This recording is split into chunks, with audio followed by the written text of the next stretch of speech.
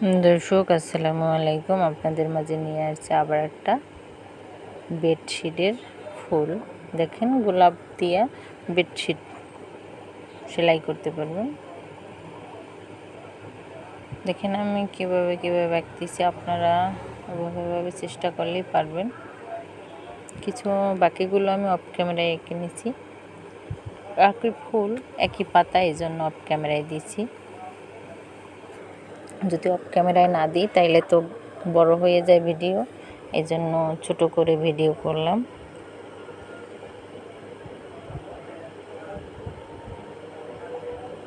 আমি যেভাবে আঁকতেছি আপনারা কীভাবে আঁকবেন দেখবেন, ভালো লাগতেছে।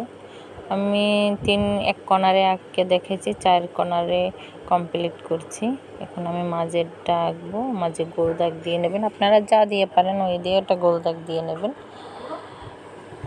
আমি আমার মতো করে দিয়ে নিচ্ছি, আপনারা আপনাদের মতো দেবেন।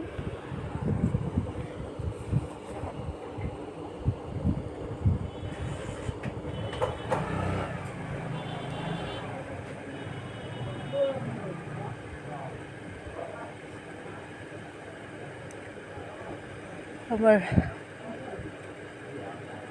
ডাবল গোল দাগ দিয়েছি, দেব।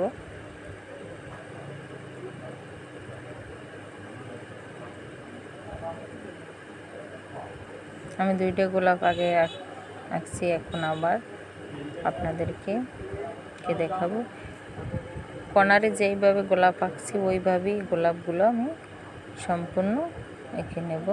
আপনারা দেখতেছেন যে আমি গোলাপগুলো আঁকতেছি একই পদ্ধতিতে। বাকিগুলো আমি অফ ক্যামেরায় দিয়ে দেব।